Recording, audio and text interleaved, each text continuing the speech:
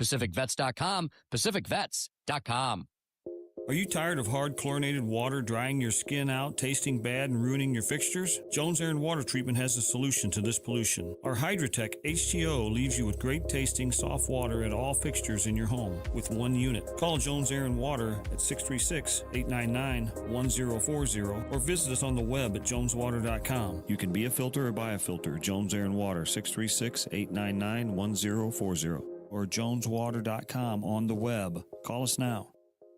Hey, Colombo here for Rockwood Charcoal. Rockwood is made from 100% pure Missouri oak and hickory, so you're cooking with the best and supporting local industry and a local business all at once. There's over 100 area Rockwood retailers. Find yours at rockwoodcharcoal.com.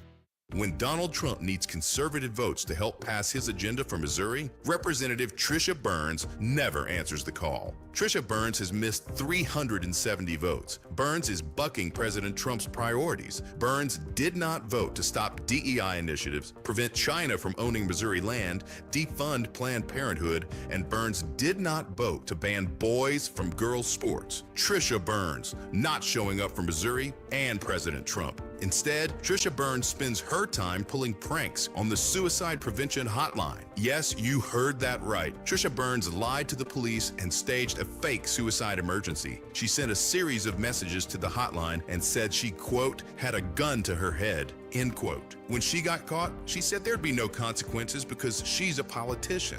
By August 4th, vote to show Tricia Burns that there are consequences to being bad at your job. Cut the Bullpack paid for and is responsible for the content of this advertising. Not authorized by any candidate or candidate committee. From the News Talk STL Weather Center.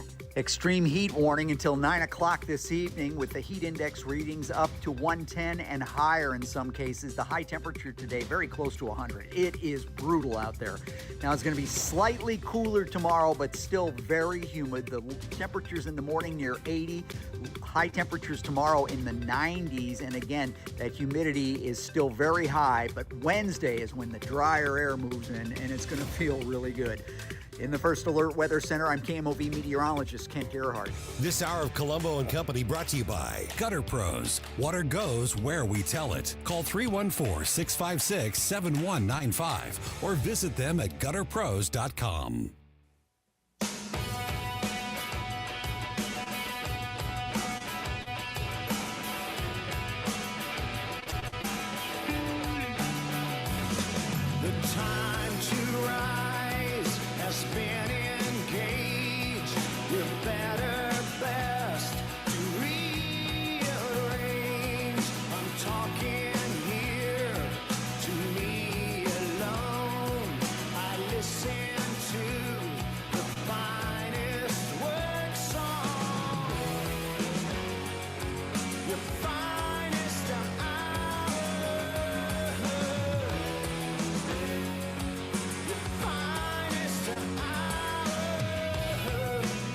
Hello and welcome to Colombo and Company. Here we go.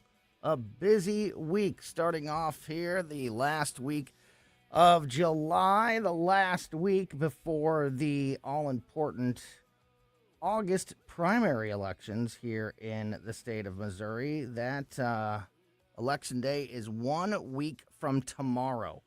Holy. So we are going to continue to highlight the big, important issues that are going to be on the ballot for Missourians 1 week from tomorrow. There's a lot of statewide races and issues like Amendment 4 and 5 and Amendment 1 and, some of the other things that we've talked about. But there's also some hyper-local things, state reps or, various elections that only pertain to, specific counties. So there's so much on the line 1 week from today that, it really is important to understand what you're going to be voting on and the impact moving forward of these decisions, especially on things like Amendment 4 and Amendment 5. But, your state representation, county executive positions in St. Charles and St. Louis County. There's just so much happening and so much importance on this this vote next week. I want to remind you that we do have sample ballots up on our website, newstalkstl.com. You can go there. You could just put in your address, and then you can see exactly what's going to be on your ballot. So you know exactly the races, the things that you will be voting on. You can read the ballot language. You know, get a little bit of understanding of those things. But, also I highly advise that you participate. Educate yourself and participate in these elections because there is a lot on the line, and we're going to talk about it today and throughout the rest of the week. We also have a lot of things happening on the international stage, specifically as it surrounds the conflict with Iran. I want to get into that as we go through the afternoon today. Donald Trump is turning up pressure on the United States Senate to pass the Save America Act, which is still just sitting there untouched. And the president wants the United States Senate to vote on the Save America Act, basically at all costs, before the August break, before the Senate takes off for a couple weeks here in a couple weeks, which is another whole thing. But, yeah, and, he's got some support, he's got some pushback, and that's causing some turmoil as well. So I want to talk about that as we go through the afternoon. In fact, today kind of feels like this week kind of already feels like a week where we're right on the cusp.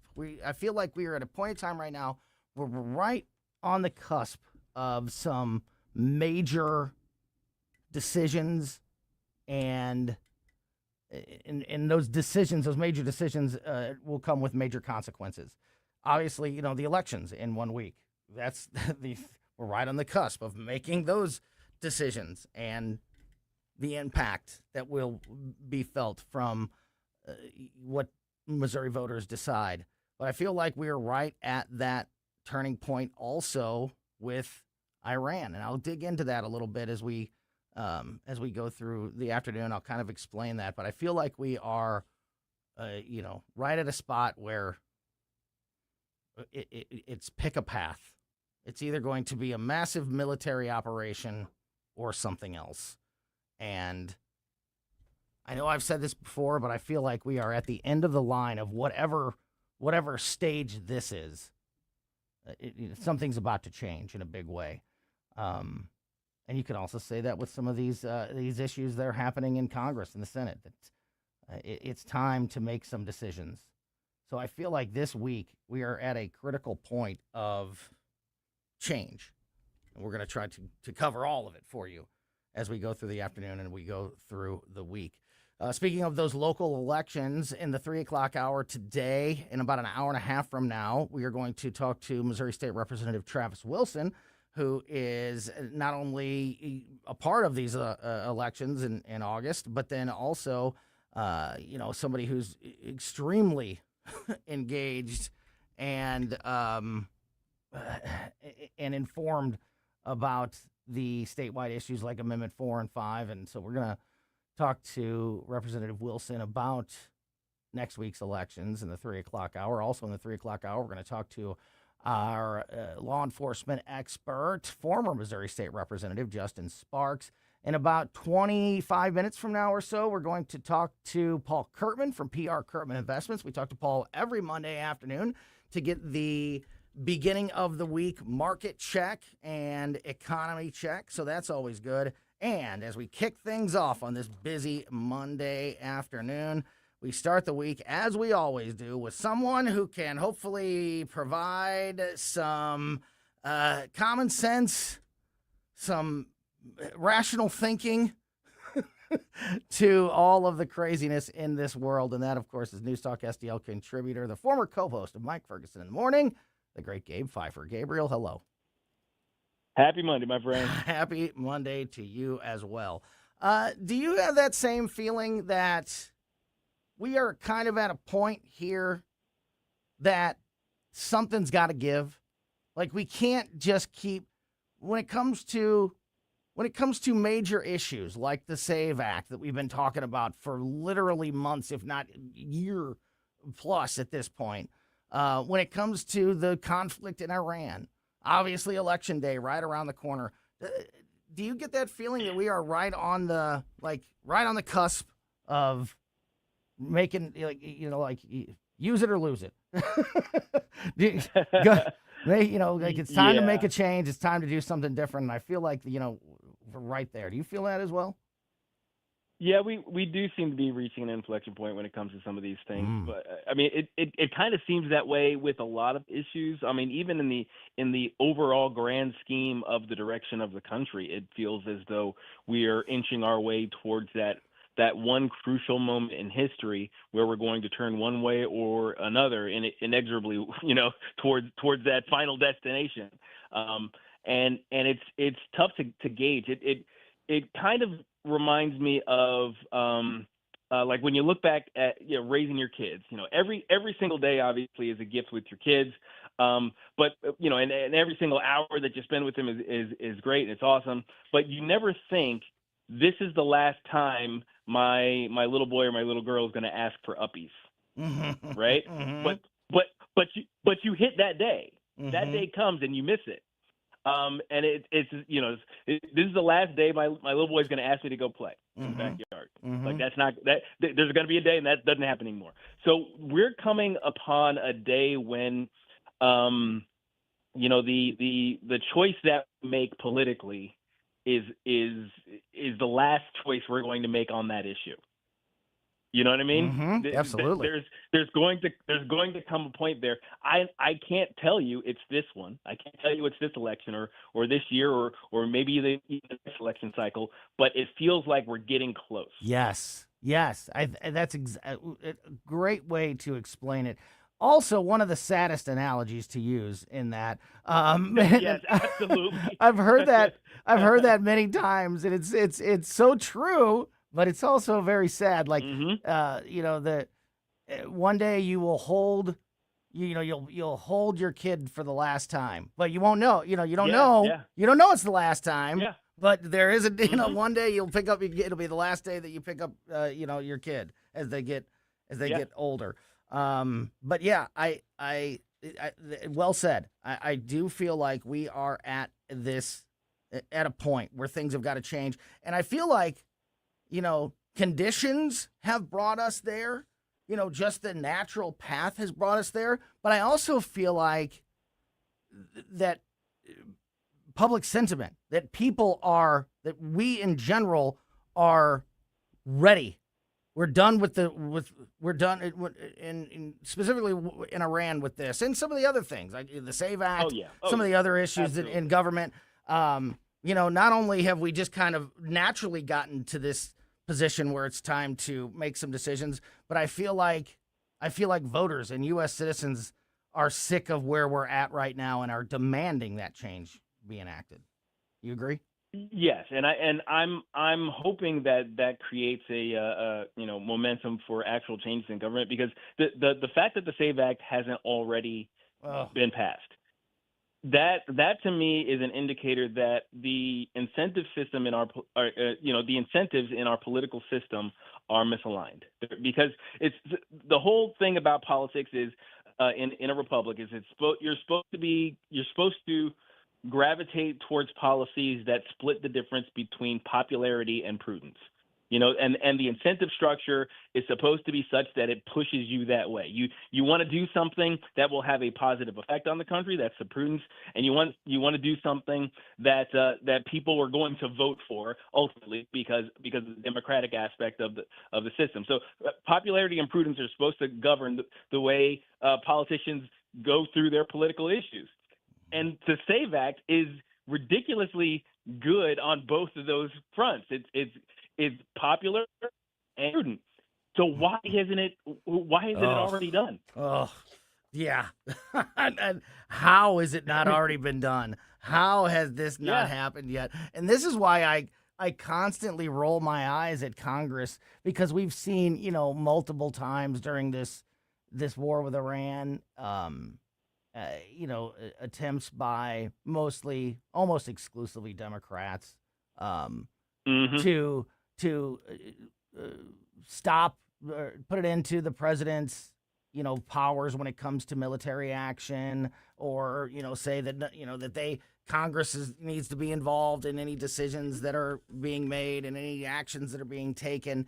And while, honestly, at a basic level, without all the context and understanding of today's politics, that sounds like a decent, a common sense, a pretty good way to go about it. That there's more. There's more. The constitutional way. Yeah, it's not just one. It's not just one. It's not one person's decision to make all of to make all these calls. But the reality of the situation is, if we were waiting on Congress to do anything, I mean, oh my goodness, like, can you even imagine? Like, especially when there's been these critical moments, like taking out the Ayatollah or the Maduro capture, when, things need to be, happen in a blink of an eye, and you got to be quick and prepared and make fast decisions. You're going to assemble Congress and have a vote. Right? They can't, because to your point, they can't even they can't even vote on the SAVE Act, let alone all of these other issues. And they're getting ready to go on vacation. I mean, give me a break with these people. It's a great terrible. It's terrible. Yeah, it's a great point, actually. That's where I want to pick it up, because there is, as I mentioned earlier, there is some news today, as the president has made a statement directing the United States Senate to act on the SAVE Act before that August recess, calling on John Thune to do everything that he has to do to make that happen. So let's fill you in on those details as we continue the conversation with News Talk STL contributor Gabe PHIFER next here on Colombo and Company.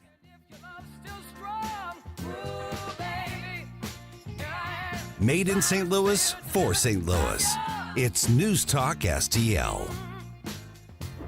If you have a phone, you have a radio. Download the all-new News Talk STL app. Love the all-new News Talk STL app. And listen anytime, anywhere. Weber Chevrolet, 3 locations around town to serve you. Creve Coeur in Missouri, Granite City, and Columbia in Illinois. Nobody is going to treat you better.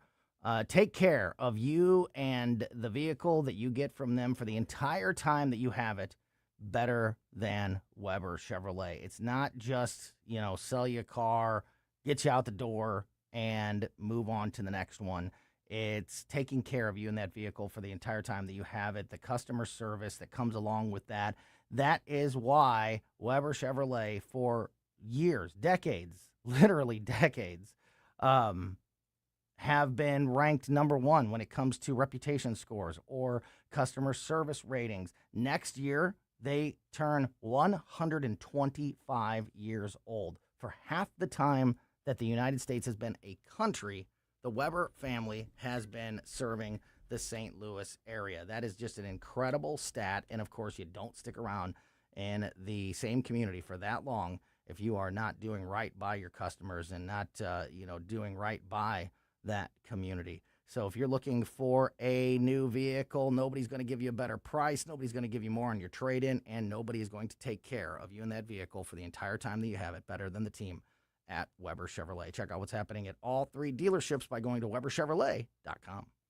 When Donald Trump needs conservative votes to help pass his agenda for Missouri, Representative Tricia Burns never answers the call. Tricia Burns has missed 370 votes. Burns is bucking President Trump's priorities. Burns did not vote to stop DEI initiatives, prevent China from owning Missouri land, defund Planned Parenthood, and Burns did not vote to ban boys from girls' sports. Tricia Burns not showing up for Missouri and President Trump. Instead, Trisha Burns spends her time pulling pranks on the suicide prevention hotline. Yes, you heard that right. Trisha Burns lied to the police and staged a fake suicide emergency. She sent a series of messages to the hotline and said she, quote, had a gun to her head, end quote. When she got caught, she said there'd be no consequences because she's a politician. By August 4th, vote to show Trisha Burns that there are consequences to being bad at your job. Let's Go Brandon PAC paid for and is responsible for the content of this advertising. Not authorized by any candidate or candidates committee. Chris Foss, Treasurer. Public schools, like public libraries, should be free and open to all. Open enrollment allows parents to choose the school that's the best fit for their children. Maybe another school has a wider curriculum, is bigger or smaller. Maybe a kid is being bullied and would be more comfortable at another school. 75% of parents favor open enrollment. Open enrollment programs now exist in 43 states, and Missouri should join them. Our next-door neighbor, Kansas, has one of the strongest open enrollment policies in the nation. Kansas parents are trusted with choices and options, while Missouri parents must move out of their home to change public schools. And it's a trend. Nationwide, the percentage of students going to their chosen public school has steadily increased. Assigning kids to schools based on their zip code is the old way. Open enrollment is a better way. Learn more at showmeinstitute.org. The Show Me Minute has been brought to you by Show Me Institute and Show Me Opportunity. On the next Larry Connors USA. With Larry Connors USA, you get news, analysis, commentary, education, and the story behind the story. Larry Connors USA. Now, weeknights 6 until 8 on News Talk STL. This hour of Colombo Company brought to you by Gutter Pros. Water goes where we tell it. Call 314-656-7195 or visit them at gutterpros.com.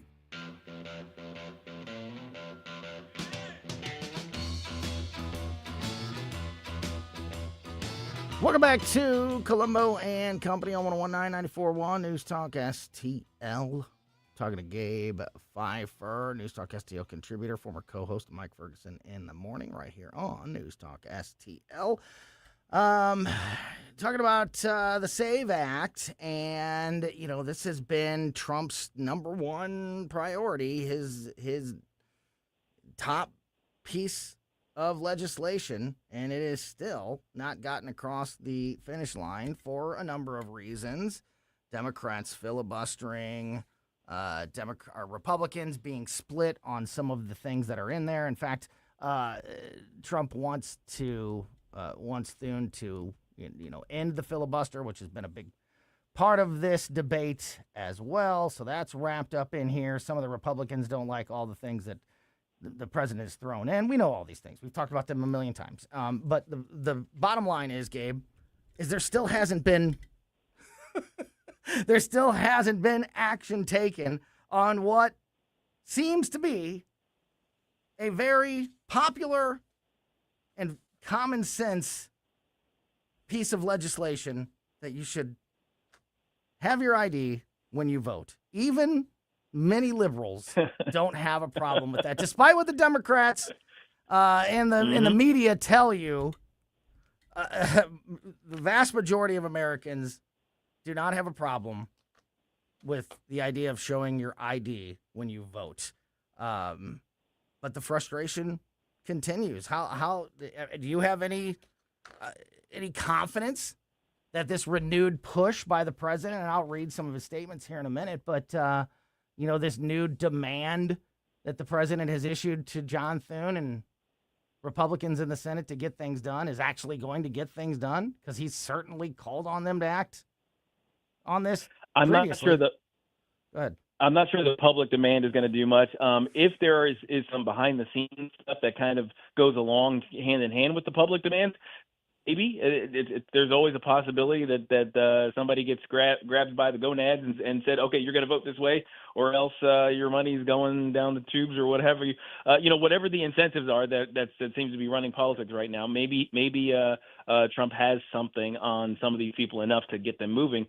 But my goodness, the idea that someone can look at the SAVE Act and say, I don't know if we want to do this, and they call themselves a Republican. I don't understand. Like I said, it's incredibly popular. You mentioned that. Not just with with Republicans, but kind of across the board or demographically across the board. It's incredibly popular. It's extremely correct in the major aspects of the laws that are proposed here. Now, granted, there might be some of these little silly things in there, but we seem to have gotten past the point of expecting there not to be some silly things in our bills. But what the one thing that I'm not understanding, particularly, is the Republican opposition to this, considering that it's essentially, at least the Democrats are signaling this, it's essentially an existential crisis politically for Republicans to make sure that the Democrats can't cheat as much as they're signaling they want to cheat. The Democrats are saying these things very openly. They're like, you know what? If illegal immigrants can't vote, we're not going to be able to win elections anymore. They're saying these things right out loud in front of crowds. There's recordings of it. On the heels. Go ahead. No, go ahead. No, I was just saying. So here's the thing: if you're a Republican and you're like, okay, I'm not so sure about the SAVE Act, except for the fact that the Democrats are pinning their entire electoral future on it not passing. Maybe I should pass it. Yeah, and this all on the heels of more evidence than ever over the last several months of mostly Democrats. Now, have Republicans ever tried to cheat on an election? Absolutely. I'm sure. Has a dead person ever voted for a Republican? I'm 100% positive. But there's no doubt about it that the most fraud in recent years has been exposed on the left. And so with all of this knowledge and the facts about how much this has been happening, it's still not enough. It's still not enough to push this across the finish line. And, you touched on some of the mail-in voting part of this is one of the sort of internal Republican issues.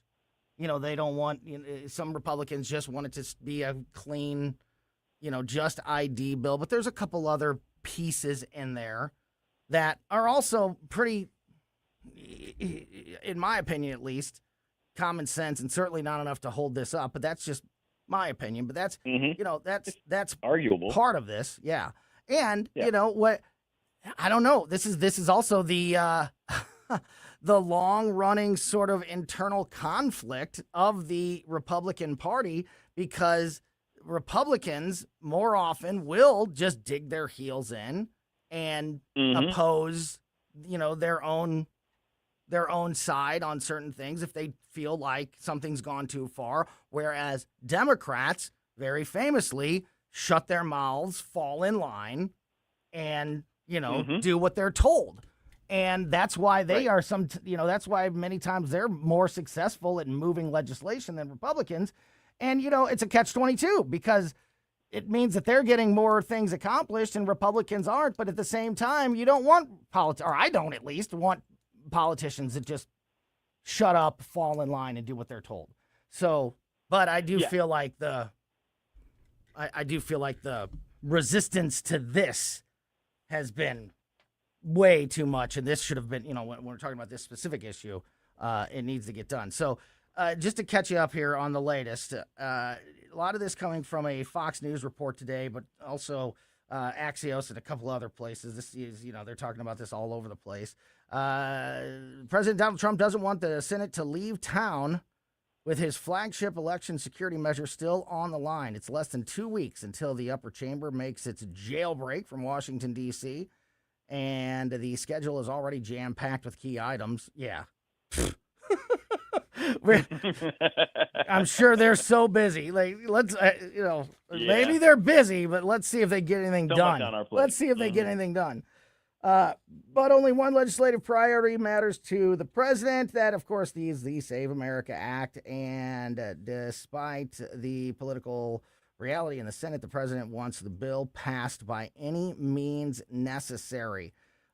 putting out a statement on Truth Social today. He said that the president said, quote, John Thune should not allow the United States Senate to leave town until it passes the Save America Act, or far better still, terminates the filibuster, where Republicans can then quickly pass everything they ever dreamed of, including a full and deep-throated Save America Act, the budget, and the ever-looming debt ceiling disaster.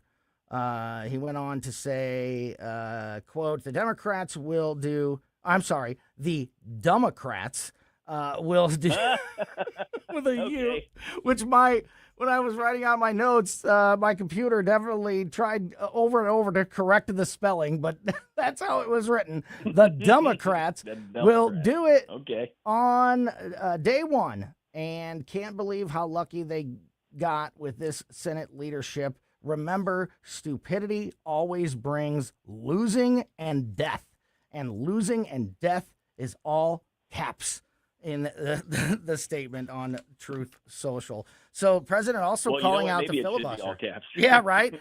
I think it's a bad idea to blow up in the filibuster.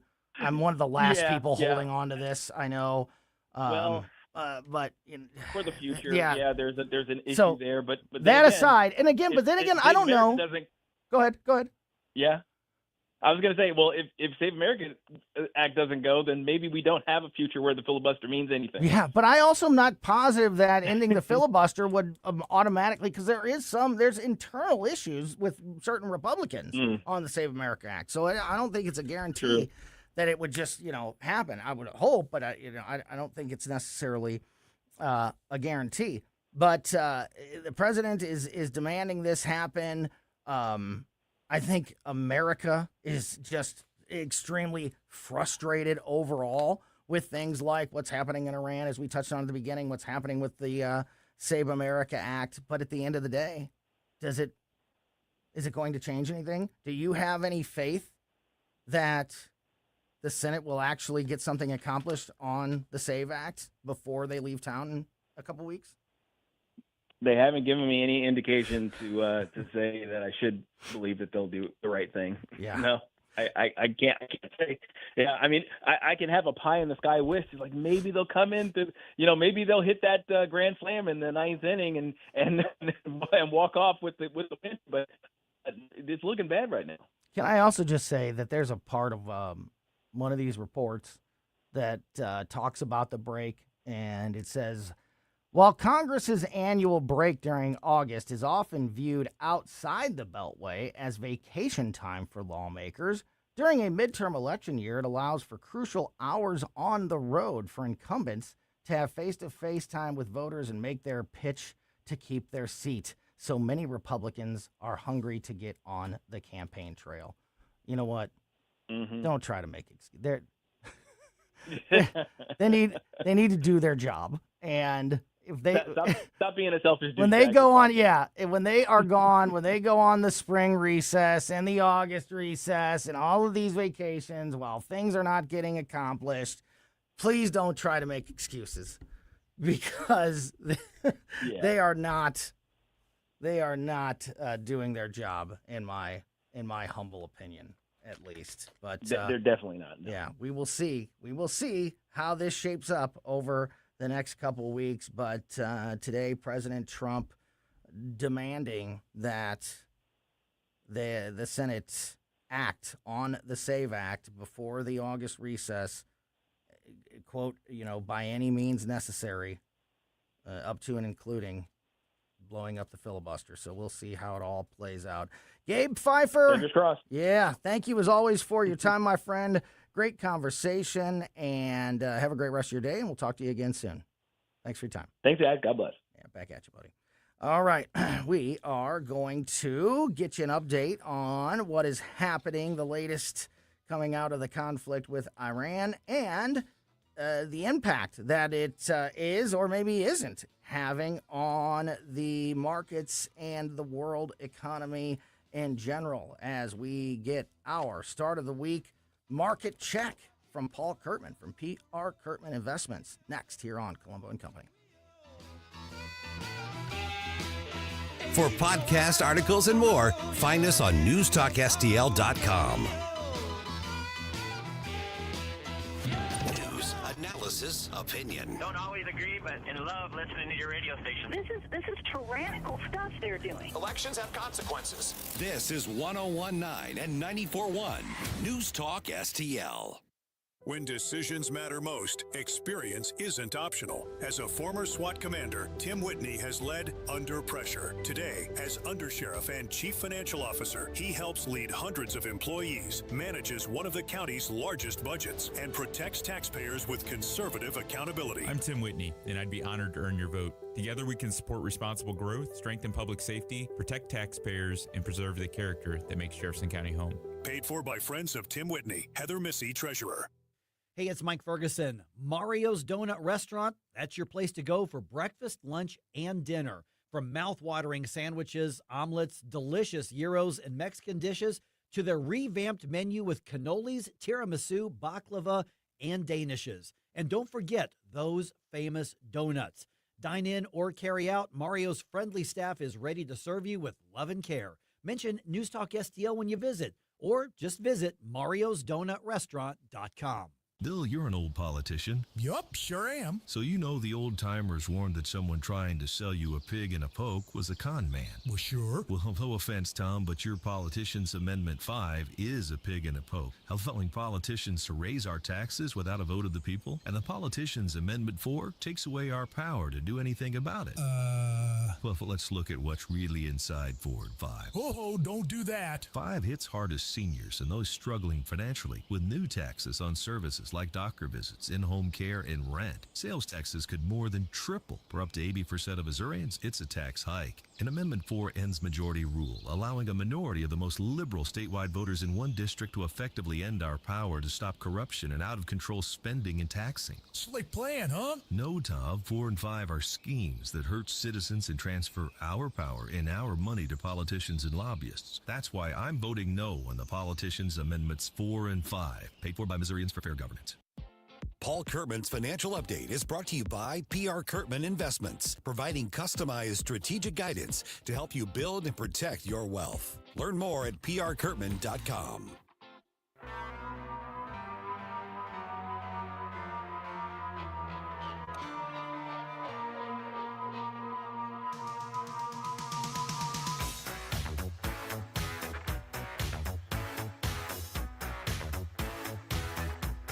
Welcome back to Colombo Company on 101.9, 94.1 News Talk STL. Great conversation with Gabe PHIFER in that last segment. Coming up, we're going to talk to Missouri State Representative Travis Wilson about the upcoming elections, the primary elections here in Missouri that are 1 week from tomorrow. Also, former Missouri State Representative, our law enforcement expert, Justin Sparks, in the 3 o'clock hour.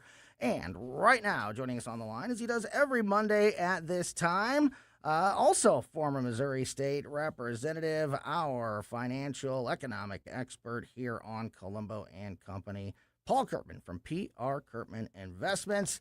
Paul, as always, thank you for your time. And I don't know, but there's a weird feeling in the air. I feel like there's a lot happening, that we're right on the cusp of some impactful decisions or actions being taken around the world. So I don't know if there's anything happening yet, but I feel like we're right on the edge of like some big news. How are you feeling, and what are things looking like as we kick off this final week of July? Yeah, wow, that's actually that's a good way to put it. There's kind of this feeling that you just can't shake because there's just so much happening right now, and we're inching closer and closer and closer to the primary election, of course. And in Missouri, you know, not just candidates on the ballot, but there's some pretty important amendments. Yeah, you know, I said at the beginning, like, others. That's for sure going to happen. Like, the election is a week from tomorrow, and that's going to have a major impact and kind of change the conversation in certain ways. I'm sure, in some areas for good and in some areas for bad. So that's part of this. But I just also feel like, and I said this at the beginning of the show, that when it comes to Iran, when it comes to some of the issues like we just talked about the SAVE Act with Gabe PHIFER and how Trump is pressuring Republicans to act on the SAVE Act before the August recess in a couple of weeks. I just feel like overall we're right on the cusp. Like something's going to give in Iran. Like I just feel like we're at that point where, we got to start going to the next step, whether it's massive military or not, I don't know, but something's got to happen. I feel like that with Iran and some of the other issues happening, along with the elections that are right around the corner. So that's where this sort of feeling comes from. But I don't know. Is it something you're feeling as well? And maybe we're all kind of on that like waiting to see where the next shoe is going to drop. Yeah, I think it is. And I think that even in my line of work, when you're looking at the markets, you can see the markets kind of. Sometimes you look at a chart and you think to yourself, I feel like this chart knows something that I don't know, or maybe it's waiting to find out just like I am. So right now, if you look at the indexes today, the S&P 500, the Dow Jones Industrial Average are both up. The NASDAQ's down. Crude oil is down over the weekend. We're 3 days into what could be a 13-day ceasefire if we make it that far. But then you got Iran today saying we control when the Straits of Hormuz open up. So it doesn't seem like Iran is beginning to come to the table with, hey, let's work together to resolve this. It sounds like they very much want to be in control. And I think that that's to be expected. And so when you have all these different issues with Iran and plus all the domestic issues, and then like I said a minute ago, bring it even closer to home, all the things on the local ballot that's just a couple weeks away. I mean, we are it feels like the world and even our neighborhoods are getting into crunch time where some big decisions about ready to be made that could not just change the way we live and work in Missouri, but the way we live and work and have to interact with the global economy based on what's happening worldwide. So, yeah, I agree. I think that, sometimes you approach election season and it's like, yeah, we're ready for this. We've been waiting for this. The campaign mailers are bringing everything to a head. But now there's things that are happening right now that we already know are going to have a much bigger, long-standing impact. Once we're on the other side of it, things are different and they might not ever be the same. So I'm with you on that. I think that that's kind of this feeling right now. This to kind of relate it to the markets, like right now, what's happening this week alone. Not only do we have this pause that we're into, this ceasefire that we're into with Iran, where I always feel like the White House is like, we're coming to the table, and Iran's always like, well, we're not coming all the way. Yes. They're definitely resistant, and so. It kind of shakes your confidence a little bit. Like, are we really, should we be as optimistic as the White House says that we should be? So we have that. This week also, this is going to be a big week for AI because this week we have some major companies in the tech sector that are announcing their earnings. And of course, they do this every quarter. But the more that we've kind of been into this AI investment era, the more the market is beginning to wonder, is the payoff going to be as big as we think it's going to be? So this week alone, you have companies like Microsoft, Meta, or Facebook, as most people know it, Amazon, Apple. We have a lot of some of these main drivers in AI investment who this week on Wednesday and Tuesday and Thursday predominantly are going to be releasing their earnings reports. And so the market's going to be looking to say, hey, all this money has been being invested into AI. We want to see if these companies that are making these massive investments, we want to see if their investments are beginning to pay off. And this is so important because over the last year or two, as the markets have been pushed up north, into the direction that we all love to see them go, a lot of that lift has been on the shoulders of these tech companies that have been making large investments in AI. And so this is going to be a big week for AI. It's going to be a big week for what happens with Iran. It's also going to be a big week potentially for what happens with the Federal Reserve, because we have the inflationary pressures of oil and energy, especially what's going on with the Straits of Hormuz. That does create inflationary pressure. It's great that oil's down today. I think that people are confident. I think the markets are confident again about what might happen with Iran and keeping these straits open. But if they don't and oil goes up, that's going to create inflationary pressure. So the Federal Reserve is meeting this week. And of course, they're going to make the decisions on what to do with interest rates because one of their mandates has to do with inflation, helping control inflation. And so the Fed, technology sector, and of course Iran, three big things that are happening this week alone globally that have all kinds of ripple effects in terms of policy and foreign policy and domestic policy, but also have everything to do with people that are just watching their 401ks one week after the other as they approach retirement. So like everybody, should be invested in the things that are going on this week in the headlines. I didn't even know those things, and it just proves my gut feeling about this week even more correct, that we are right on the precipice of all of these things. This sounds like one of those weeks, Paul, where we might be calling you again. So just a little bit of a warning on that. And the AI aspect and big tech aspect with these major tech companies reporting their earnings this week is a perfect for our conversation tomorrow. Every Tuesday we talk to our AI expert, Mike McCleary from Intervine. He may be putting in a little double time this week as well, as we keep an eye on all those things. So I want to talk about, Paul, what we think might happen when these decisions are made, when these actions happen, if there is a major military act in Iran, if we change things there, or whatever these reports come out, whatever.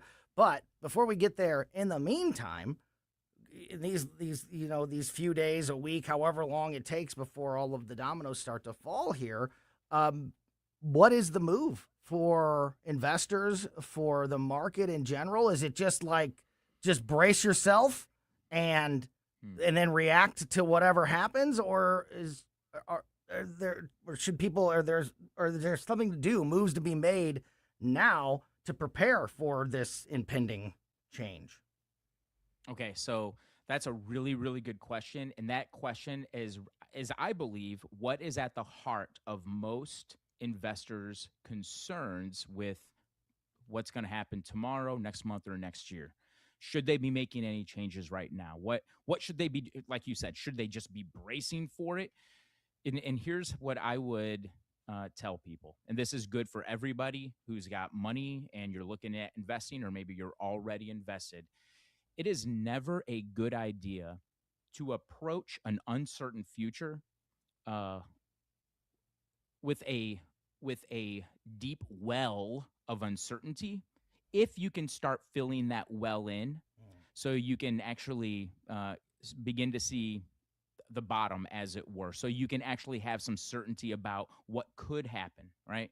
So going into the next few weeks with elections, with Iran, with what's happening in the technology sector, one good thing that anybody can do right now is they can just visit with a financial professional and they can reassess their tolerance for risk, because right now people might start feeling a little bit more skittish. They might not want to be as aggressive as they were 6 months ago. And so one thing that people might want to do is just reevaluate how aggressive they want to be in the market, because if their tolerance for risk has changed, then it's very likely that your strategy might also need to change. But you won't know that unless you can reevaluate your tolerance for risk. Now, financial professionals, investment advisors, and financial advisors, they have tools that will help you assess your tolerance for risk. And this is so important, Tony, because people should be able to go to sleep at night with some peace of mind that they have a strategy for what might happen tomorrow. Nobody knows what's going to happen, but we know that things are likely to happen because things always happen I don't know of a single day when politicians around the world just decided to take a few days off. So things are going to happen, and it could catch you by surprise. But what you can do is you can prepare for uncertainty by having a strategy that you can that will give you a sense of peace. This is one thing that I think a lot of advisors don't tell their people, that I really think should be part of that initial meeting when they first begin to meet with somebody. As an investment advisor myself, and this is what I like to tell people, I'm not an investment dictator. I'm an investment advisor. So I'm going to give you strong recommendations, right? But at the end of the day, you have to make decisions about how aggressive you want to be in the market. And if you know that elections are coming up, another party might take over the House of Representatives or the White House, or we might see this war begin to move throughout the region in the Middle East, and maybe you begin to feel a little bit concerned because you're approaching retirement, and suddenly you're like, what's going to happen if all my money is in the market and the market goes down 20%? Listen, you can plan and prepare and create a strategy, and that strategy should give you peace of mind that no matter what happens in the market, you have a good relative expectation of how your portfolio might respond to it, whether it's up or down. So people need to have peace of mind. So right now, what you're talking about all this anxiety that kind of seems to be building and mounting, there is a way that you can do a lot to cut that off in terms of how your money is invested. And I think this is really important for people that are just about to retire, because these are people that have been working for decades. And if they begin to feel a little nervous or a little anxious, it's a terrible thing to go to sleep, wondering if you're still going to be able to retire tomorrow. Get with somebody, give me a call. I help people figure that part out just for free, the risk assessment. Get with somebody and get that figured out, because you can get the peace of mind about that within a matter of 24 hours. And so there's no point in waiting. Just get that taken care of, just so you can lose a little bit of that anxiety and get a little relief and a little peace of mind. More important now than ever to have that professional help on your financial journey. And for my money, Paul and his team are absolutely the best. Paul Curtman at PR Curtman Investments. Paul, we only have a little more than a minute left here, so we can't get into the details of it, but just in general, your gut, as we talk about these big decisions that are coming up, what's worse for the economy and for the markets in general with Iran? A switch to a major military action, or just kind of keeping it where it is with negotiations as usual? Which is a worse path, in your opinion, for the economy? 60 seconds. Okay. Oh, man. I know. Okay. So that's a little bit difficult because markets don't like uncertainty. But here's the thing about both those scenarios. Both of those scenarios could breed uncertainty. If people don't see an end in sight, that's going to breed uncertainty. If people see us putting troops on the ground in Iran, well, that's going to breed uncertainty too, because we were told 5 months. And last time we put troops on the ground in a Middle Eastern country, we were there for 20 years. So I think that both of those could breed uncertainty initially, but eventually the market finds a way to adjust. It will adapt to the climate, and the market will still continue to find a way forward as people find a path towards regaining some confidence in the market. So initially, I think both of those could potentially not reflect well in the market. But again, we'll just have to wait and see. I definitely feel like this is a week where we could be talking to Paul more than once. But Paul, as always, really appreciate your time. As always, great stuff. Have a great rest of your day, and we'll talk soon. Thanks, Tony. You bet. Paul Curtman from PR Curtman Investments. I want to dig into some of those issues happening with Iran and more as we continue the conversation with our law enforcement expert, Justin Sparks, next. You never know who you'll run into at Sugar Creek Golf Course. Stop by the News Talk VIP Lounge inside the Sugar Creek Clubhouse and catch familiar faces like Jamie Allman, Mike Ferguson, Tim Jones, Nick Schroer, and more from the News Talk STL team. Grab a cold drink, say hello, and take in the atmosphere. And before you leave, swing by the Pro Shop to pick up your official News Talk STL polo. The Sugar Creek Pro Shop is the only place you can get one. It's all happening at Sugar Creek, so don't miss it. The Herzog Foundation is the vision of its founder, Stanley Herzog, and it exists to promote quality Christ-centered K-12 education nationwide. Hi, this is Chris Stegall with the Herzog Foundation. We offer a wide variety of resources relevant to today's families, including a free online publication called The Lion. The lion is one of God's most majestic creatures, symbolizing strength and courage. Named for its attributes, the Lion publication carries articles covering a wide range of topics facing American families and culture, especially related to the education of children. The Lion can be found online at readlion.com. That's READ lion.com. Sign up for The Lion at readlion.com and find dozens of must-read articles published every day.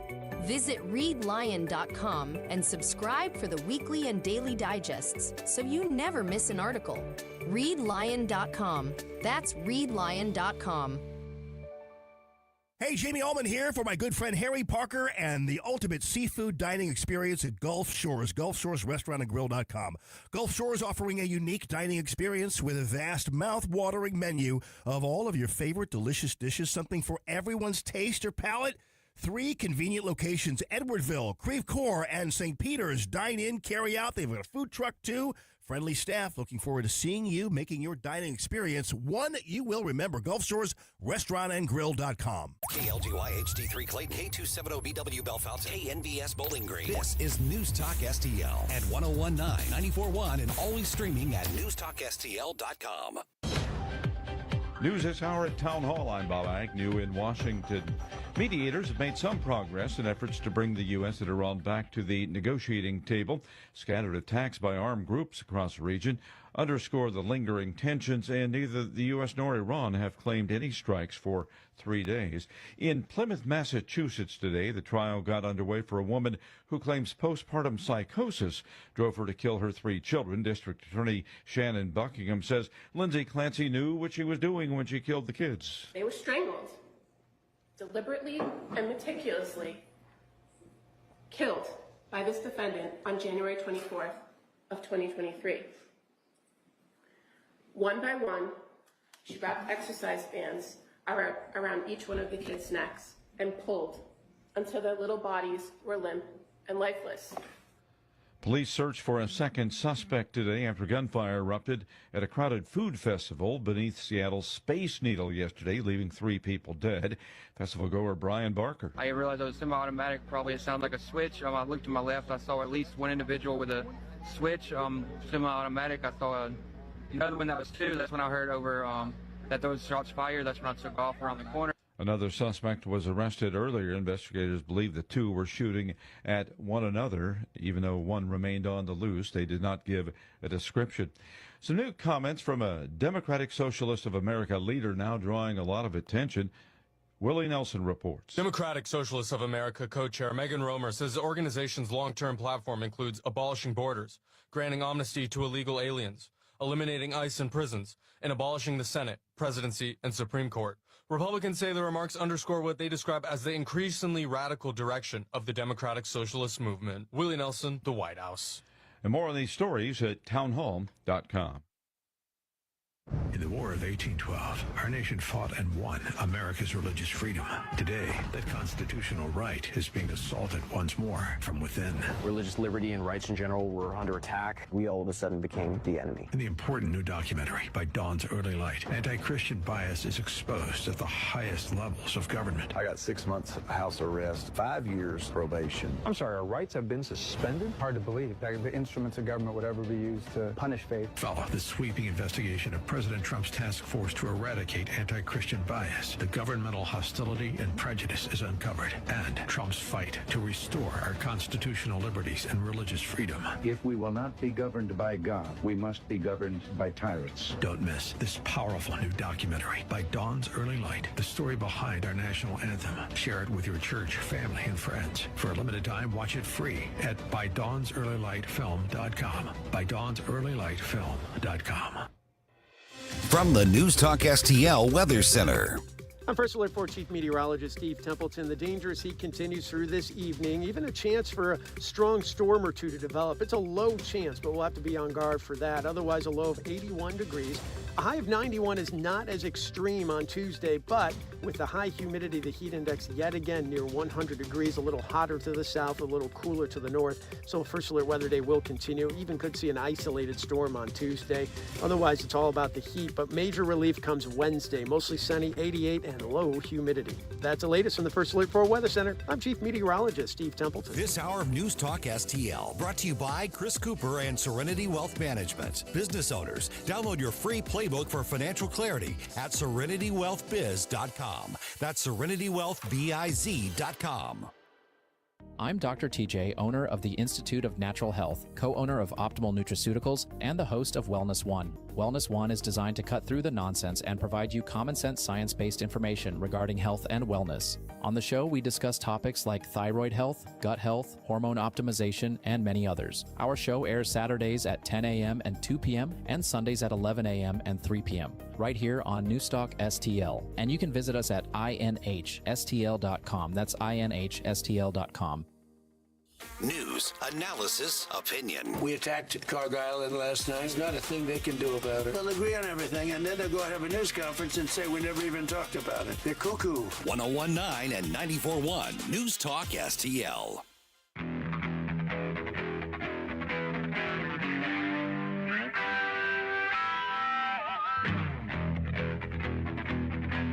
Welcome back to Colombo Company on 101.9, 94.1 News Talk STL.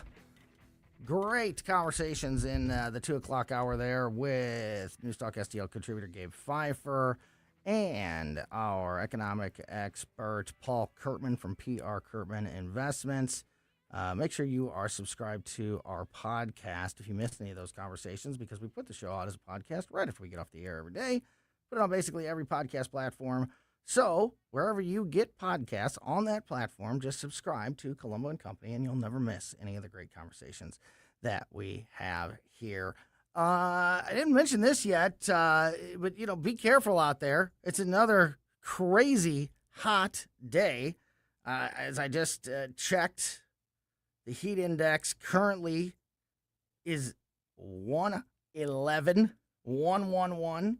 Temperature's 97. Yesterday, I saw 121 as a heat index at it was 4:30 in the afternoon. Holy moly. Kristen Cornett from Channel 4, meteorologist, she warned us on Friday during the forecast that it was going to get crazy hot, but especially yesterday and today, just be safe out there.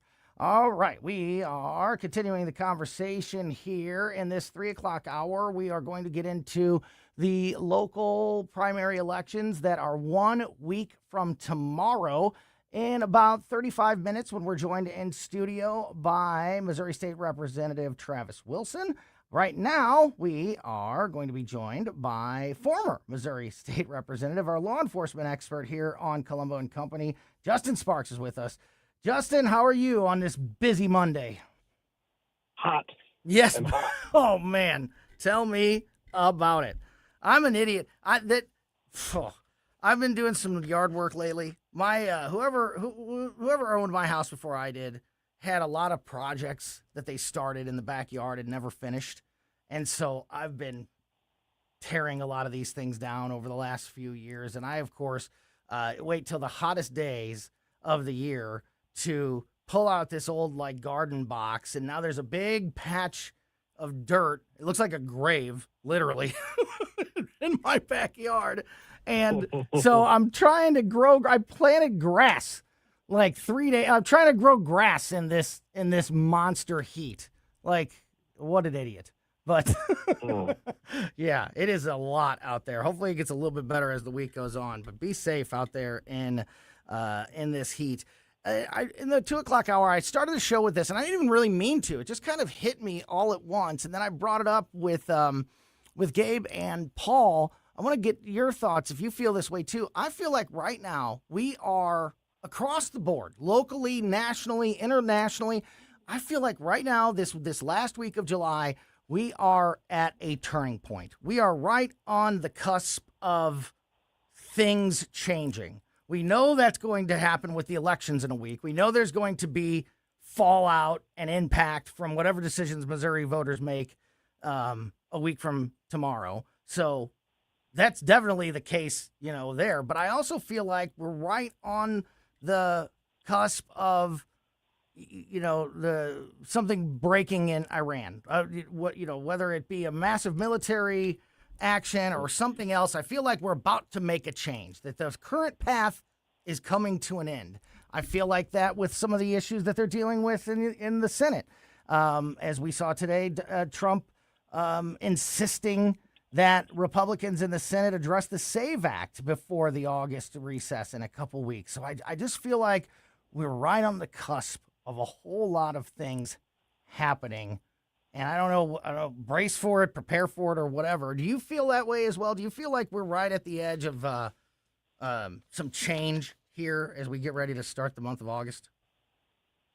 Yeah, I mean, there's a sense of impending change that many of us have been feeling building over the last few weeks and months, and it feels like it's about to kind of a crescendo here as we enter the late summer months. The balloon's about to pop, right? Yeah. Yes. And, you have something that really looks like convergence in so many of these different issues because it happens to be all occurring as the midterms are upon us. And that really does, even though some of our purists in the political world would say it should not matter, we should make decisions based on national security and everything else completely apolitically without the influence of politics, and that's just nonsense because it 100% matters. It 100% is factoring into decision-making right now, and that is because it's all about power and who's going to hold on to it and who's going to get more of it and who's going to lose it. And because of that, strategic decisions are being made. And if we can say for one thing for certain is that Donald Trump is decisive. You can disagree with the decisions he makes, certainly. But one thing you probably can't disagree with is that he makes decisions.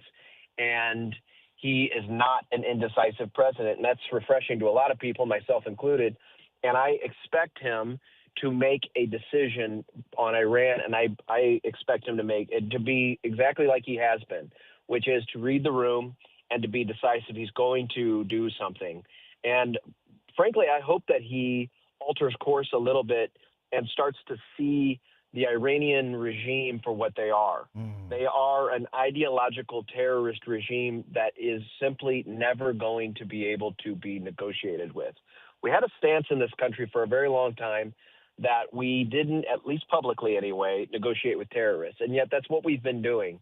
And Donald Trump, for all of his genius for business dealings, that's simply probably, as we've seen and has been proven, that strategy doesn't work with somebody that is ideologically insane and is committed to essentially a suicidal path, which is exactly what the IRGC is doing.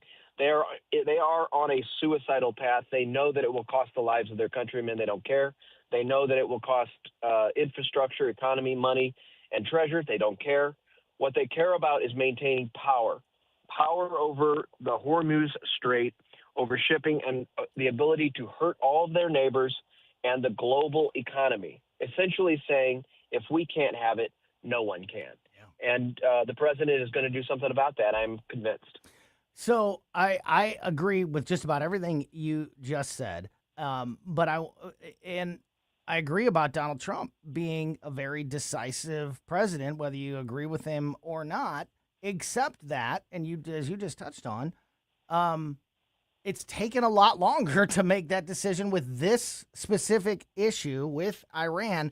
Why is that? Why has it taken this? Why is it the final week of July where you and I are finally having this conversation where we both feel like, okay, he's done. He's done with the games, and I finally feel confident because I really haven't up to this point, even all the things that has been said. He tricked me once a few weeks ago. I kind of thought we were about to do something and didn't, but by and large, like, I just haven't felt like, all the threats of we're going to make major military action if they don't negotiate soon.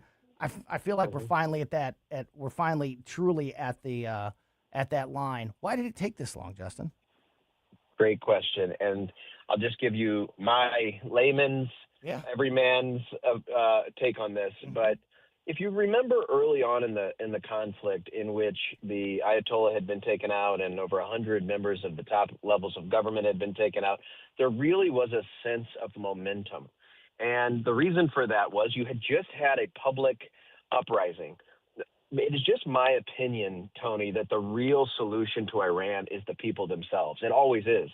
The power, whether it's in an authoritarian dictatorship or whether it's in a constitutional republic like ours, the power, the ultimate power, is always in the people because they have the numbers.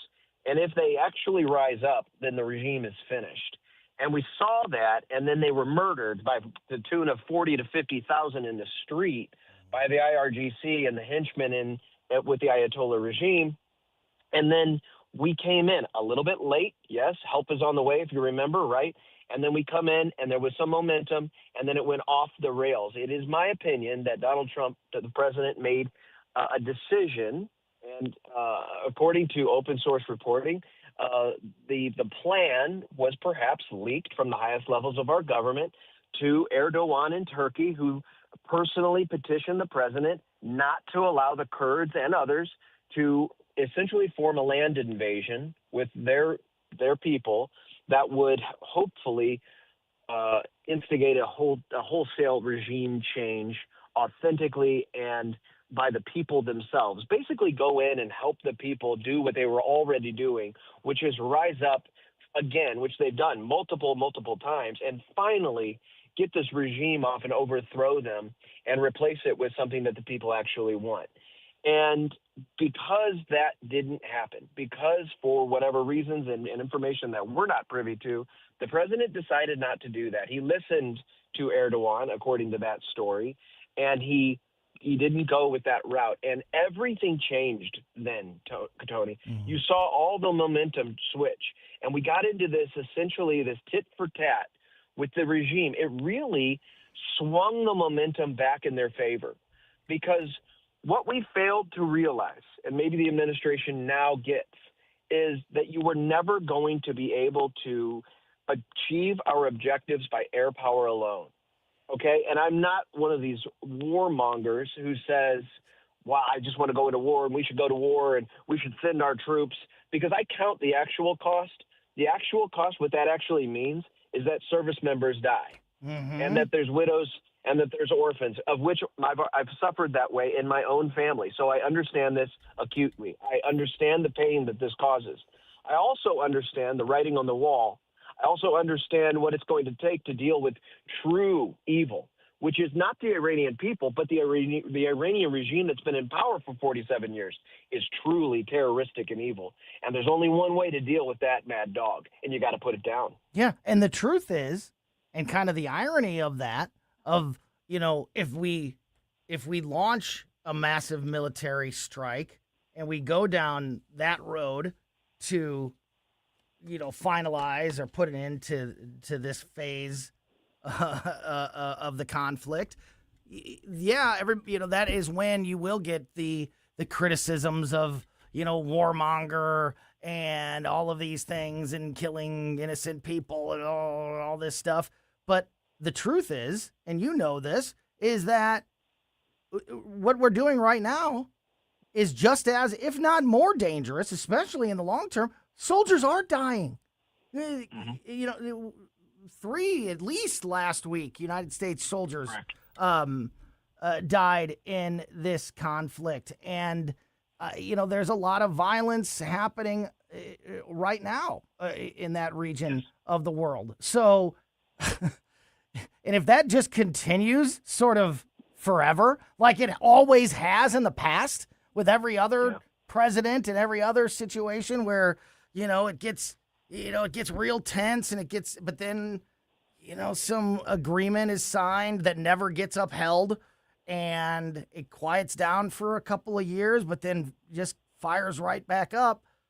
How much toll has been done? How much damage, how much injury, how much casualties, fatalities have come from the path that we have gone down to this point, you know, that is somehow less than a military strike. I don't think that it is. So I think the truth is that that ending it once and for all with a show of military force in the long run, I think probably saves a lot more lives. What do you think? Oh, Tony, I couldn't agree with you more. I think that's an excellent analysis. This is why your show's so good, by the way, because here we are, two conservatives with libertarian leading, certainly. Heart of a libertarian is in every good conservative. And yet we have to be able to call balls and strikes. You have to be able to say that we wish for peace. We hope and pray for peace. We also understand what real evil is. That's the part that people miss out. They miss out on how to actually and what it actually takes to deal with evil. This is something I've seen very personally in police work when you're dealing with true evil. And not all suspects have that, right? But every once in a while you come across a truly evil person and you see it's a different animal that you're dealing with. It's almost inhuman. And you start realizing, you know, extremist ideologies like radical Islam and the Ayatollahs, you're dealing with something on a whole different demonic level of darkness in which there is no logic. There is no negotiations. There is no trying to understand them. They are not like us, guys. They are not like us. They do not think like us. They aren't thinking rationally. And so you have to understand, okay, what is it actually going to take? How are we going to actually control? How are we going to take power from these people? Not to hold it for ourselves, because we're Americans, we don't do that. But how are we going to then give it to the people that can be rational, can be logical, and want the best for their people, to live a prosperous and wonderful life, a life that values other lives instead of death? And so what it's going to take is rip the Band-Aid off, do it now. It's going to be it has to be overwhelming, shocking force. And it has to be sustained. It has to be widespread. And it has to be so bad, Tony, that those that are in charge never want to taste it ever again. We've done it in this country before. We're going to have to do it again.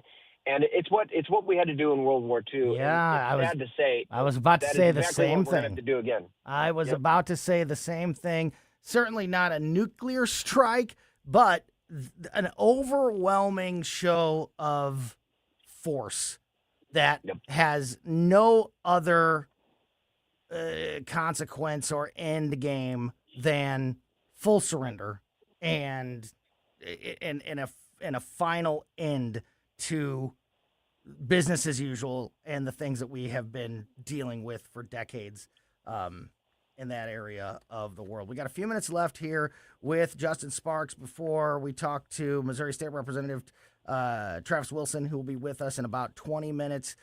So I want to, Justin, if we agree that we're right on the cusp of some major changes, I want to talk about whether or not we are optimistic or pessimistic about the changes that could happen and the consequences that come from them, including and some of the things that we need to be aware of that are happening in this world as these decisions are made, including today France bashing the United States on the international stage, something regarding the UN, which I know your eyes are already rolling. I want to talk about that, and also a little bit from the Anthony Fauci diaries that we're all learning about. Just so you know, these are the things that you need to be prepared for as these big decisions and changes are coming our way. So I want to get into that as we continue the conversation with former Missouri State Representative, our law enforcement expert here on Colombo and Company, Justin Sparks, continues the conversation next. Watch us on our live stream using Rumble, Facebook, and Twitter.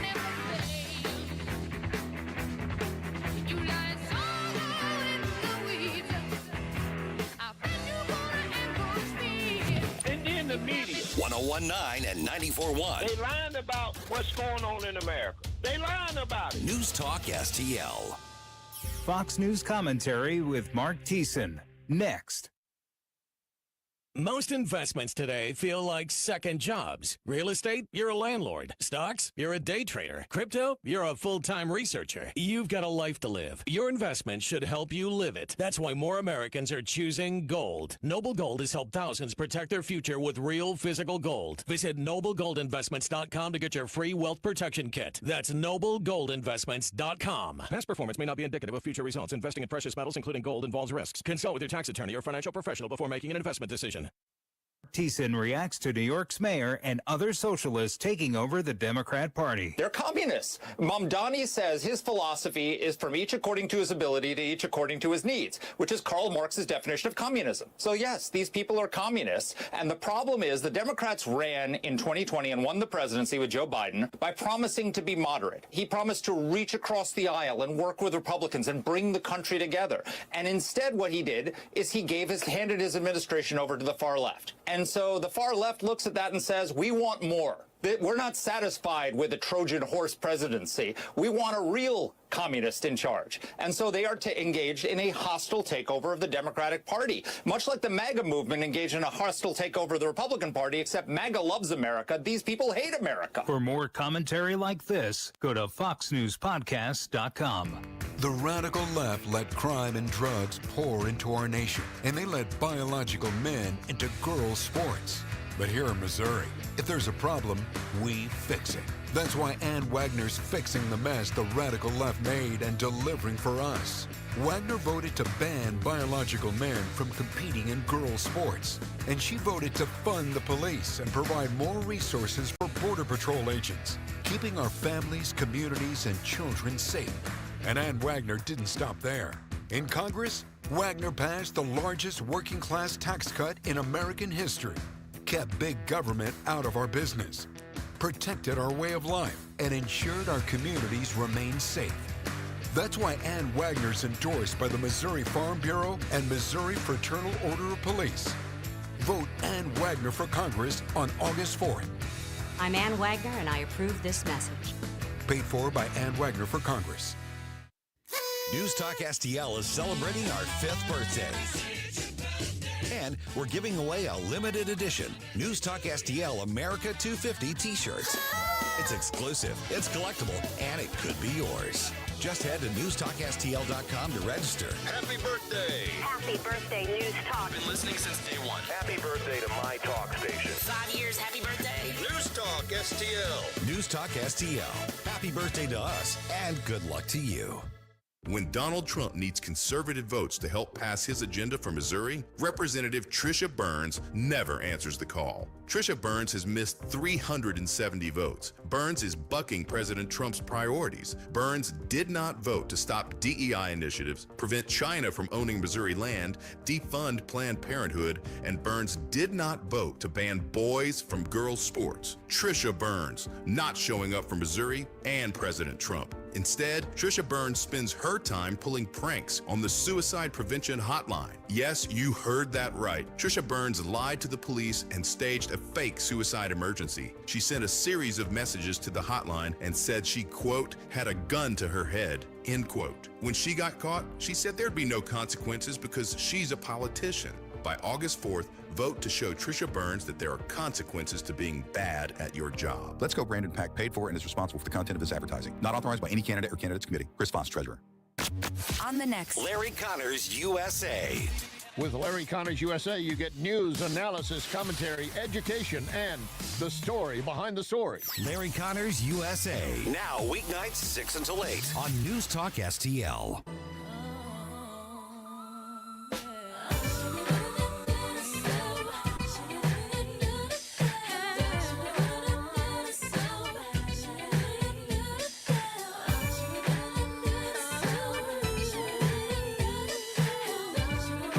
Welcome back to Colombo and Company on 101.994.1 News Talk STL. Continuing the conversation with former Missouri State Representative Justin Sparks. Justin, we literally heated up the conversation in that first half, that last segment, because as I mentioned at the beginning of the 3 o'clock hour, the heat index was 111. I just checked, according to the KMOV weather app, it's now 113. So we literally turned up the heat in the last 20 minutes here. So thanks as always for your time, my friend. We're talking about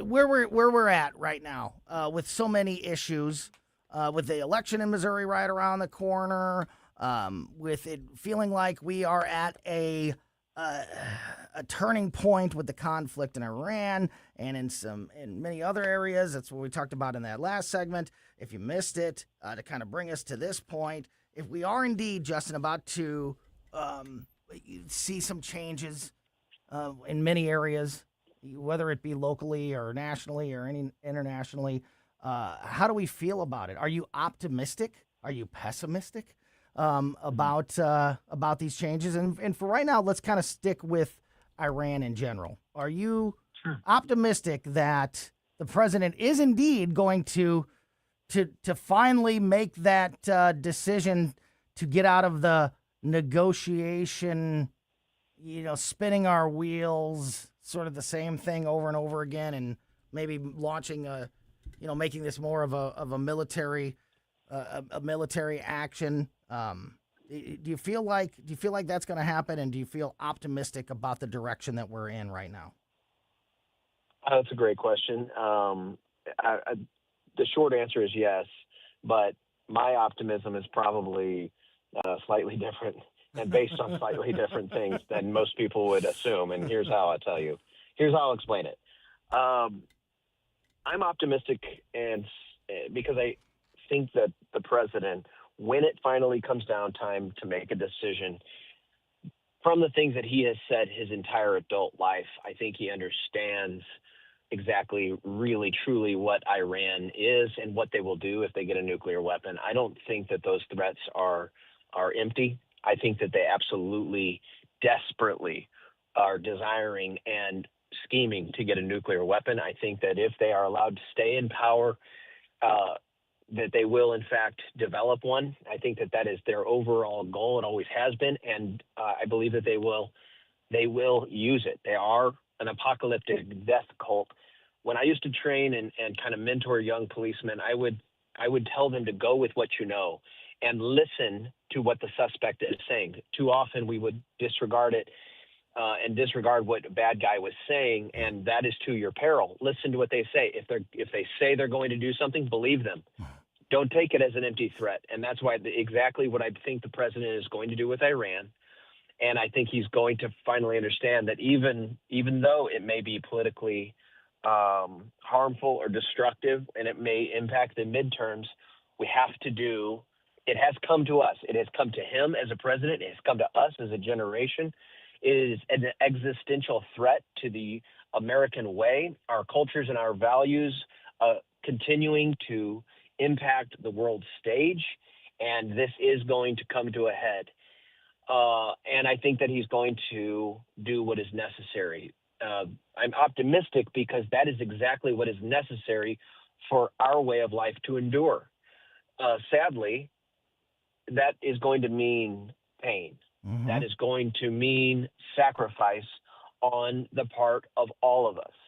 And it is going to be incumbent, Tony, this has never been more important, for us to heal the divides that are so obvious in our country right now, ideologically and politically, and to come together and to get past stupid Trump derangement syndrome because you don't like the guy or his politics or the fact that he's a troll on Twitter, and he is a world-class troll.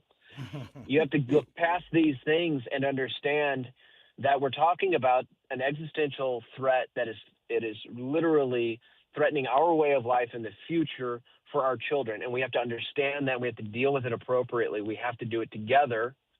And I'm hopeful that is actually going to take place. You nailed a couple of really important things there. And just to point out again, I agree. And, and that's what the fear of the pain and, the intensity of launching a military attack and, the war that comes along with that. But as we talked about in the first segment, the truth of the matter is that pain and suffering is already happening. And it's just prolonged if you don't do something about it. We touched on that a moment ago. Another thing that I think stands out from what you were just saying there is that how it is time to come together, that anytime there's a major military conflict on the world stage, that it's time to unite. And that is one of the biggest problems with the current state of the Democratic Party, the political left, the extreme progressives. And I think it's important because, we have these elections coming up, not only in Missouri, but the general midterm elections in November. A lot of big decisions are going to be made, and it's important to, make sure you understand, everybody understands, the way that these people think. They cannot separate anything. They cannot separate the issues or have individual conversations about the issues. It's all or nothing. It's in or out. They hate Donald Trump. They hate Republicans. They hate conservatives. They hate libertarians. And they don't see anything. They don't see one issue differently than another. They cannot agree or try to support a military action on the international stage because that somehow invalidates in their minds, their debate about boys playing women's sports. You know what I mean? Like they just cannot, they cannot do it. And that's one of the biggest dangers and problems with that mindset and the way that the current political extreme left thinks, and that people need to realize that they can't do it. They cannot agree. If Donald Trump said this puppy is cute and held it up on camera, the Democrats would not be able to bring themselves to say, you're right, that is a cute puppy, because they can't do it. Even if it's something totally different than the issues that they're currently working on. And that's a dangerous mindset, and something that I hope people have are taking with them as they make their votes, not only in Missouri and next week, but across the country in November. Your thoughts? It's a loss of objective reality, and it's a loss of objective reality on every single level. And this is how we can understand and confirm that's true, is because, just like you said, if President Trump comes out and says the sky's blue, they're going to disagree with it. And even though that's objectively true, it's self-evidently true. You can see it with your own eyes. It doesn't matter. Mm-hmm. And it doesn't change the way you think on another issue. Like, it doesn't mean that you can't argue or debate another issue, but they just can't do it. Sorry, but they just can't do it. They just can't do it. You made my point exactly. That's the whole point, is the fact that they can't separate the fact that the sky is blue from political reality, is that maybe you can disagree with somebody on one point and have an objective reality discussion on another point, and they simply can't do it. The baby is out with the bathwater. Objective reality is a thing of the past. Men can be women. Women can be men. Biology doesn't matter anymore. Genetic codes don't matter anymore. Feelings matter more than objective truth. And when that happens, you've lost. Yeah. There's no middle ground there. What we have to do is understand that that's an extreme minority within our country, and the mainstream middle, whether center left or center right, disagrees with that point of view, and the fact that objective reality is still legitimate and important, and truth is still obviously what we should be aspiring to. All of us should. And that is really the key. You have to call it out and say, no, that's fringe, that's nonsense, and that's not going to be a part of our main public discourse any longer. And yes, what might not like the person in the White House, but I certainly don't want any harm on him or his family. I don't care if it's Joe Biden or Donald Trump. Mm-hmm. And that's the main core difference between conservatives and progressives. Absolutely. And it's such an important thing to remember when you are voting, that mindset, it is what you will be up against, or what will be in control if you don't, if you vote that way, or you don't vote, and allow that to happen. It's so important. It's so important to remember that. So before we have to wrap up the conversation for this week, man, time flies when you're having fun and you're talking about these really important issues, Justin. Same question that I've asked you probably every week for the last couple months, and I'll ask you every week moving forward before the August elections and then the November midterms, with all of this in mind, do you feel like the message is getting out to the voters in general? Do you feel like the message and the exposing of this dangerous path that the left would take us down is getting out there and making a difference? Where's the momentum right now as we get even closer to the midterms?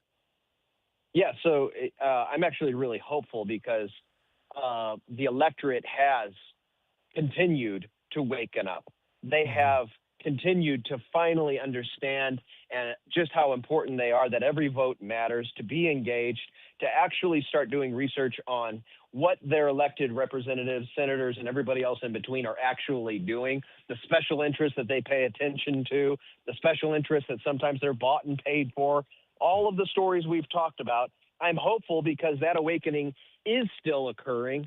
I'm just this is just the critical time now in order to shepherd that momentum.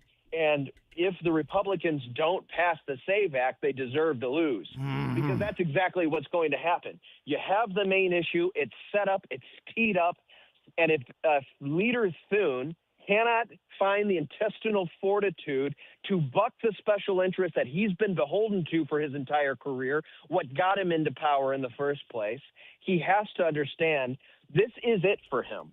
He will either be swept into the dustbin of history as a weak and ineffectual leader, or he will do the right thing and he will pass the SAVE Act.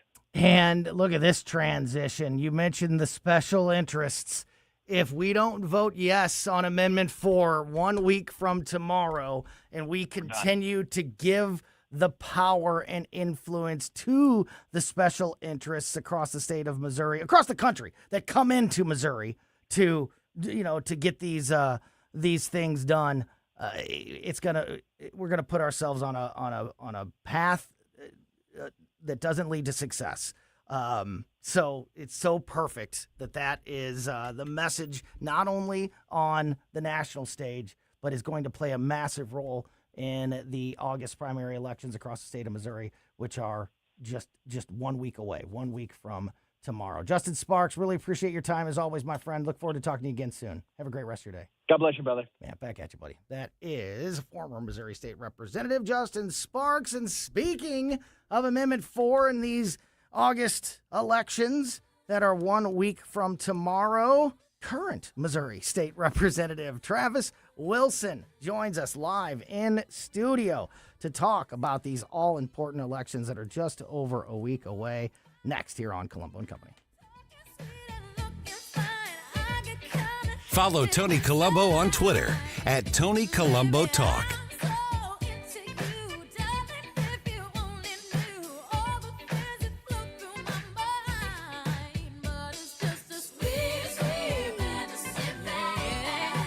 Vic Porcelli. We're sitting here with our great friend, Chris Cooper. Hi, Chris. What's going on, Vic? How are you? I hear you wrote another book. This one's an e-book. Is that right? The Business Owner's Playbook for Financial Clarity. So it is a great book for entrepreneurs. It's a very short guide. Give people, business owners, the ability to understand key questions that are important, such as succession planning, legacy planning, getting the IRS out of our pockets, right? Because do you like paying taxes? I do not. I don't think anybody likes paying taxes, right? That just makes sense. And then always talking about protection. And then the other thing from a business owner perspective, what is the biggest asset a business owner has? Probably their business itself, right? We need to make sure we understand what the value of that business is as well. So this new book, I'm sure, is incredibly expensive, right? How much? No, it's a free resource. Oh, it's free. We provide guidance, we provide education, because we want to make sure people feel educated and understanding, because sometimes you don't know what questions to ask, and we need to make sure we help arm people with information to ask the right question. Reach out to Chris and Stacy today at SerenityWealthNow.com. Investment advice offered through Fortis Capital Advisors, LLC. Bill, you're an old politician. Yup, sure am. So you know the old-timers warned that someone trying to sell you a pig in a poke was a con man. Well, sure. Well, no offense, Tom, but your politician's Amendment 5 is a pig in a poke, allowing politicians to raise our taxes without a vote of the people, and the politician's Amendment 4 takes away our power to do anything about it. Well, let's look at what's really inside Ford 5. Oh, don't do that. 5 hits hardest seniors and those struggling financially with new taxes on services like doctor visits, in-home care, and rent. Sales taxes could more than triple. For up to 80% of Missourians, it's a tax hike. And Amendment 4 ends majority rule, allowing a minority of the most liberal statewide voters in one district to effectively end our power to stop corruption and out-of-control spending and taxing. Slick plan, huh? No, Tom, 4 and 5 are schemes that hurt citizens and transfer our power and our money to politicians and lobbyists. That's why I'm voting no on the politicians' amendments 4 and 5, paid for by Missourians for fair governance.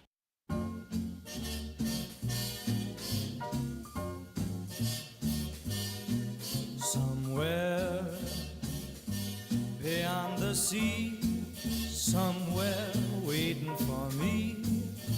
Welcome back to Colombo and Company on 101.9 News Talk STL. Woo, what a busy day today. Kicking off what is going to be a very busy week here, the last week of July, the last week before the August primary elections here in Missouri. Those elections are 1 week from tomorrow. That is crazy that we are this close to those August elections, and obviously we're going to continue to focus on a lot of these issues as we go through the week, and we're going to do that right now with Travis Wilson. Missouri State Representative is back in the studio with us.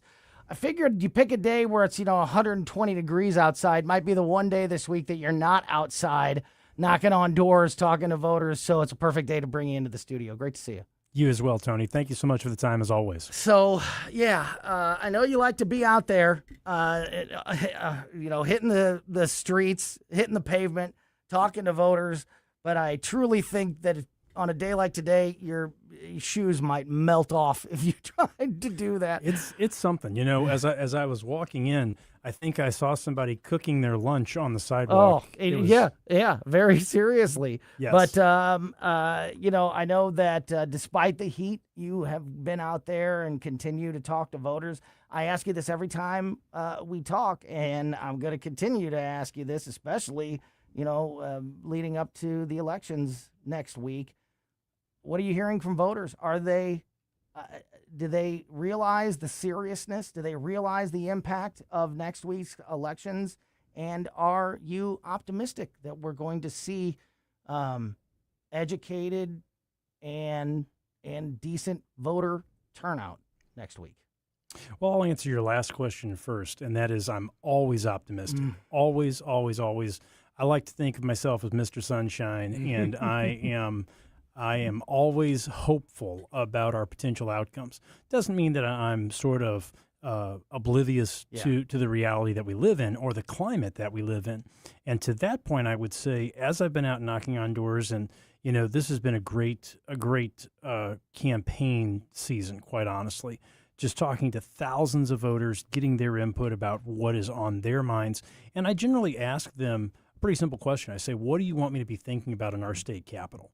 And people are surprisingly informed, and they'll tell you exactly what they want. They want to make sure that we're working together, that we're getting things done, and we're getting things done for the people of Missouri, that we're doing things like passing tax cuts, such as the capital gains tax cut. A lot of people may not have even realized, but we passed one of the largest tax cuts in Missouri's history. I was proud to be a part of that, voting for the capital gains tax cut.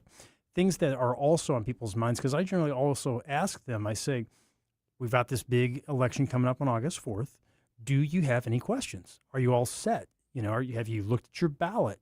And that usually leads to a whole nother part of the conversation where people can say, I was thinking about, and it's fill in the blank. I was thinking about Amendment 4, about Amendment 5. I was thinking about our county executive race in St. Charles County. I was thinking about our director of elections race. And, do you know these judges that I'm thinking about as well? All different types of things that are on the ballot. Mm-hmm. I was just indicating to her that the television was being weird and to get it back on. Sorry, I wasn't trying to send you hand signals there, but you hit on so many important things there. And, I'm going to harp on this all week, especially now. I mean, I know I've already been doing it, but it's going to get a lot worse because I just feel like the message has not been represented enough or properly when it comes to Amendment 4. If you don't vote yes on 4, you're just continuing to hand the power and influence over the Missouri Constitution to the well-funded special interest groups. It's true. And it's absolutely true. And it's a concern. Mm-hmm. It's a concern. It's a real concern. And it's not just a concern. We like to, as voters, it's often easy to look at the picture that is in front of us right now. We're not backing up and seeing the big picture. And the big picture for the state of Missouri is really simple. Our Missouri Constitution has continued to evolve with the whims of special interests. And so that's something that I think is very much sort of a glaring red flag that we need to address. Mm-hmm. And I was quite pleased. Anytime I've been in the legislature for 4 years now, anytime that they put an IP reform bill in front of me, I vote for it. Always have, always will. I'm hoping that I won't have to in the future because I'm hoping that Amendment 4 will take care of it. Me too. But it's something that we as Republicans have had to really go out there and present a united front and present a sort of a stoic face, if you will, because there is a lot of criticism, and people are saying you're going to end majority rule, and that's really not the case. This is a matter of fairness. This is a matter of making sure that all Missourians' voices are heard, and I, for one, am very pleased to have been a part of helping bring it to the ballot, and I'm going to continue to try my best to help it get across the finish line. Well, it took this long. It took years to get to this process, to get this finally on the ballot. And if we have to go back to fighting for IP reform, I can't even imagine how long it may take to get another chance at it. So let's not make that mistake and vote yes on 4. That is my very strong opinion. You mentioned taking a look at your ballot. I want to remind folks, you can go to our website, newstalkstl.com, and you can see the ballot right now. You can see your specific ballot by putting in your address and pulling up your exact ballot so you can see exactly what you'll be voting on. You can read the language on you can see what races you're going to be, that are going to be on your ballot and get a better understanding of exactly what you will be voting on 1 week from tomorrow on August 4th. I know, call me old-fashioned. I'm used to voting on Election Day. But there are early voting opportunities across the state of Missouri, and that's been open for a while now. And sometimes the turnout on the early voting can be a gauge of how, what Election Day is going to look like as far as voter turnout is concerned.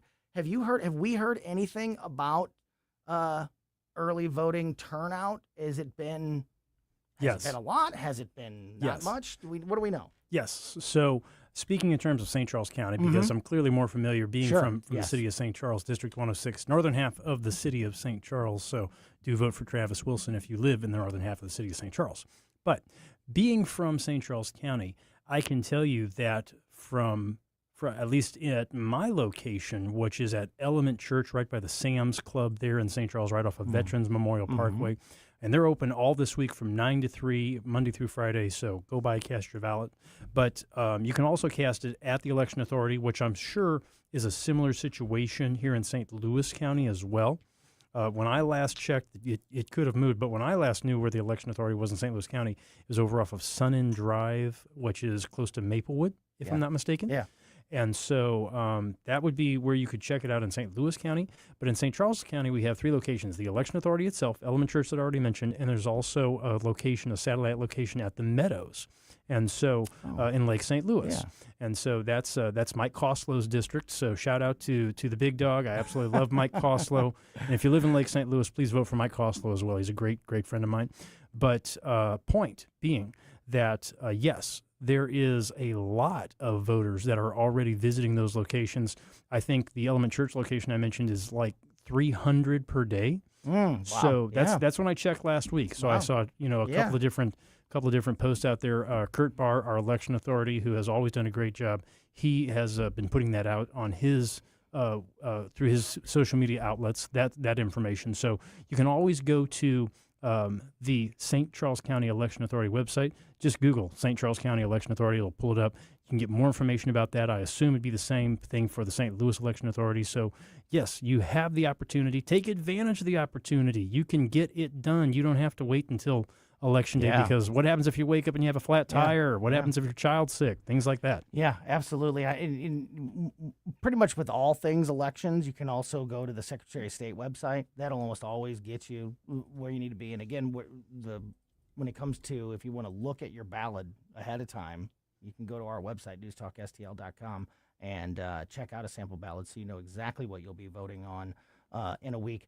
I'm sure we're going to talk to you again. Got a few minutes left here with Missouri State Representative Travis Wilson. I'm sure we're going to talk again even before the elections and try to unpack even more of these issues. But with the few minutes that we have left here, speaking specifically about your area in St. Charles and in St. Charles County, outside of the statewide issues like Amendment 4 and 5 that we touched on, is there any commonality between the concerns of the local people in St. Charles about the issues that they are most worried about or most want you to address in Jeff City in the coming in the coming session, outside of the statewide issues like the local issues? Is there anything that you're hearing, over and over Absolutely. again? Absolutely. So one of the local issues that is really important to St. Charles County, there was a bill that was carried by my colleague Rich West, who is from Western St. Charles County. He's another rep,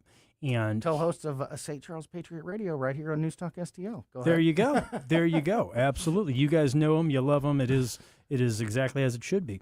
And so Rich carried a bill to move the school board elections from April to November. And that is incredibly important. And so you asked me specifically about local things in St. Charles County. The reason why that's a big one. Go ahead. It is. You're exactly right. And the reason why I was so keen on voting for that particular bill is because that's a game changer for us in St. Charles County. We need to make sure that our school boards are working well for our districts. And I believe that moving those elections gives the opportunity for more people to be engaged, more people taking a look at the issues affecting our school districts, and it helps hold those school boards more accountable. And so I think that's the type of thing that we definitely want more of, more accountability, more transparency in St. Charles County. And so I was pleased to vote for it.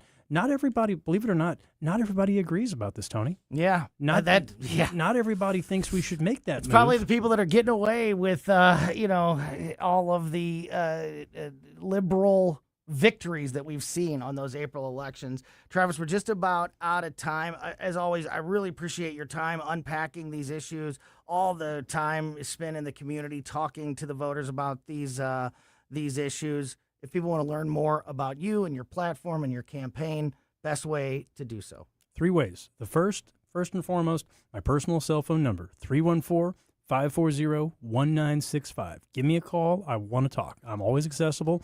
If you call me late at night, I stay up. If you call me at midnight, we might very well have a conversation. So give me a call. I'm always available. Number 2, you can go to my campaign website, which is Wilson for St. Charles, and that is wilsonforstc.com, WILSONFORSTC.com. And the third and final way you can get a hold of me is reach out to me through Facebook. Look for Wilson for St. Charles on Facebook. I'm always available. Thank you so much for the time, Tony. It was good to be here. Thank you, Travis. Great stuff. Keep it here. Tim and Chris next. Since 1857, Brannicky Hardware in Bridgeton has been solving the problems the big box stores can't. 5 generations of family ownership, nearly 170 years of friendly, knowledgeable service, helping you find the right part the first time. From one of the area's largest selections of plumbing repair parts to paint, lawn and garden, electrical, and power tools. Plus, they're your authorized steel dealer and service center. Shop local. Brannicky True Value Hardware on the Rock Road in Bridgeton and at BrannickyHardware.com. This is Larry Connor's commentary on News Talk STL. You recall Seattle was one of the U.S. cities hosting World Cup competition. For world visitors, Seattle appeared sparkling clean. The streets were cleaner, homeless encampments moved out of public places. Seattle's open-air drug use just disappeared. But as a Seattle broadcaster noted, When the final whistle of the final match in Seattle blew, all of that returned. He said Seattle didn't help anyone. It just managed the optics. And remember, before she took office, the mayor had urged residents you should boycott Starbucks.